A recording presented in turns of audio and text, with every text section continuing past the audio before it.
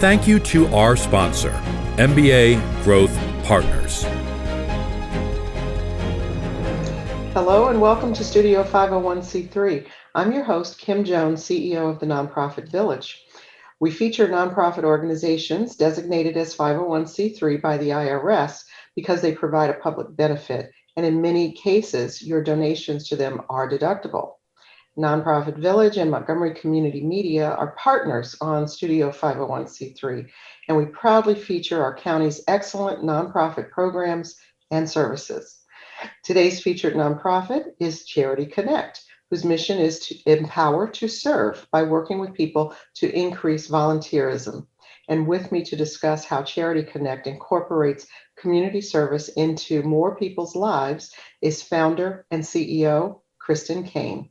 Christin, welcome to the show. Thank you so much. I'm so happy to be here. Yeah, this is great for the audience to know more about, because you really facilitate volunteerism. You do this a little bit differently through personal connection. So tell us what motivated you to establish Charity Connect and match people with organizations. Thank you. Yes, it's my favorite topic of conversation, volunteering. And you're very passionate about it. I'm super passionate about it. I've heard you talk about it. Definitely give me the high sign if I'm going on too long. No, that's okay. That's what we want. I founded Charity Connect 5 years ago. I have a background in special events fundraising, as well as I was a teacher in the county. And I had a long career myself of volunteering in the community, about which a lot of my friends and connections knew about and would say, oh, I want to get involved. I want to help more. I want to work with my friends, my coworkers, really want to get more involved. And at first I thought, okay, go for it. Do you need a cheerleader? I have just do it. Right. Just do it. Nike. Do it. Right? So, and then I realized there were barriers to people getting involved, a lot of barriers to people getting involved. And I thought, well, this is a tremendous waste to have all these talented human resources that aren't connected to the right fit organization. And you think that was because they just didn't know about the organizations they could be working with? So that's one of the barriers, right? Not knowing about the various choices of organizations in your community. I think another barrier, and something we stress about, is sort of applying a mindfulness to your volunteering. So really being particular about it. I think there's these long-held beliefs that volunteering should be self-sacrificial, and it's really not about you. It's about who you can help. Right. But we believe that if you think about how you could incorporate it into your life, then you'll be able to give more. So thinking about goals you want to accomplish, whether they're personal or professional, skills you want to use, skills you want to learn, your true availability, geographic constraints, all of these things, and kind of being very intentional and choosy when you're looking for that piece of the puzzle that fits yours. So when you're talking with people about volunteerism or becoming a prospective volunteer, you're really, it's not just, where do you want to volunteer or what skill set? You're really talking with them in a more detailed way about what they ultimately want to accomplish, what they envision, what the range of possibilities are. And you're kind of drawing that out almost like a coach, I guess. Okay. It absolutely, there's definite elements of coaching involved, and the success of our matches really rely on building that relationship and taking that deep dive with someone and trying to figure out what is their thing, what is their particular right fit. And on the other side of the equation, we need to do a similar deep dive with the organizations that utilize volunteers.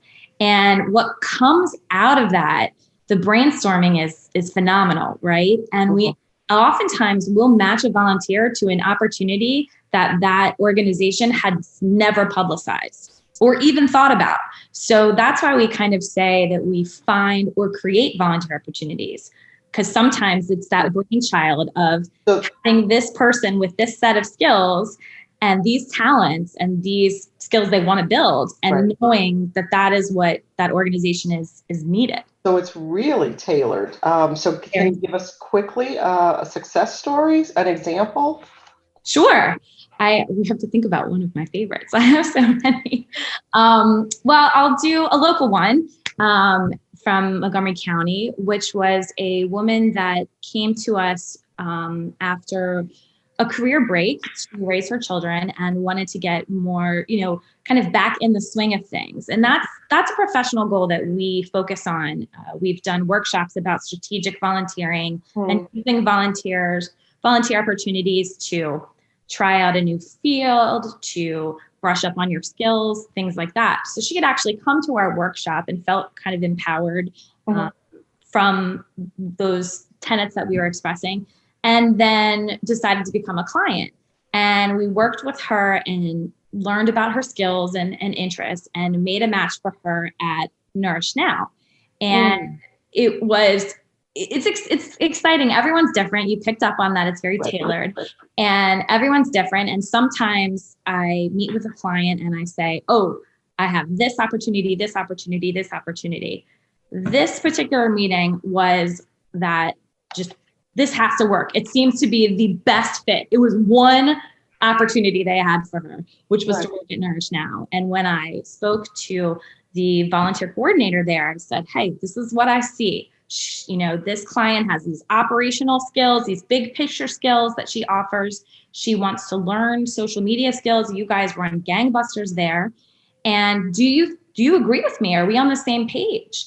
And we were, and she volunteered there regularly for 3 months. And then she got a job there as the director of operations. Oh my gosh, that's a great story. It's a great story. And we have many clients that have gained employment through their volunteering. That is very cool. Volunteers of the Year. It's just showing that intention that's put into the match pays off. Okay.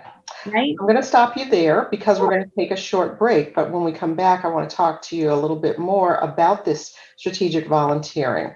You're watching Studio 501c3 on Montgomery Community Media. Please stay with us.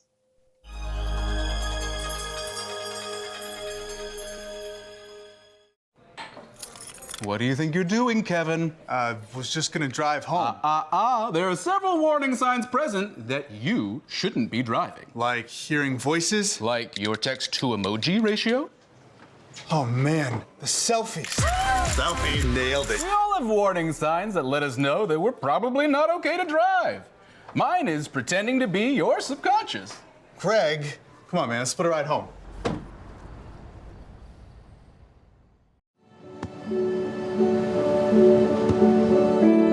I don't remember how it started. Go to that. Oh boy. Our back and forth. It always came back. Dad! You probably don't remember what you told me. That was perfect. But I heard every word.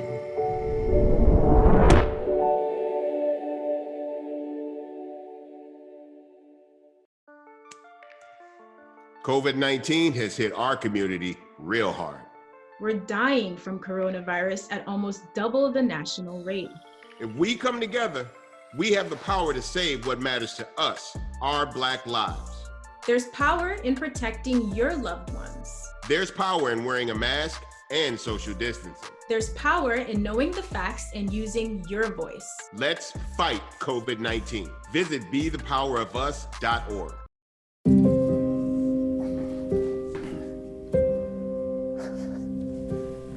You're there for them. We're here for you.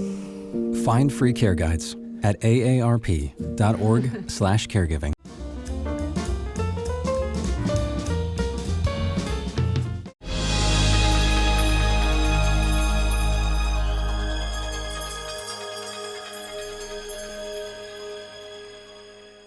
Welcome back to Studio 501c3. I'm Kim Jones, and with me is founder and CEO of Charity Connect, Christin Caine. So Christin, before the break, we were talking about this strategic volunteering. I just want to quickly, before you go back to what you were saying, point out that you also will set up opportunities for groups to volunteer, correct? I have set up groups to volunteer. I will say that it's more on the small side. Okay. Yep. So I always kind of talk about, especially when I'm meeting a new nonprofit, what are the kinds of things that you would think about with Charity Connect and what aren't?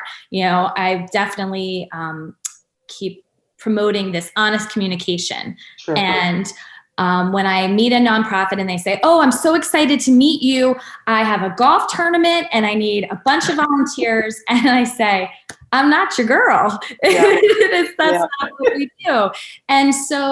And similarly, I've worked with several businesses and corporations, and I'm more interested in that small group. For example, I've been working with Garrison and Sisson, and they have about 10 employees. So that's my wheelhouse, to keep that customized, tailored.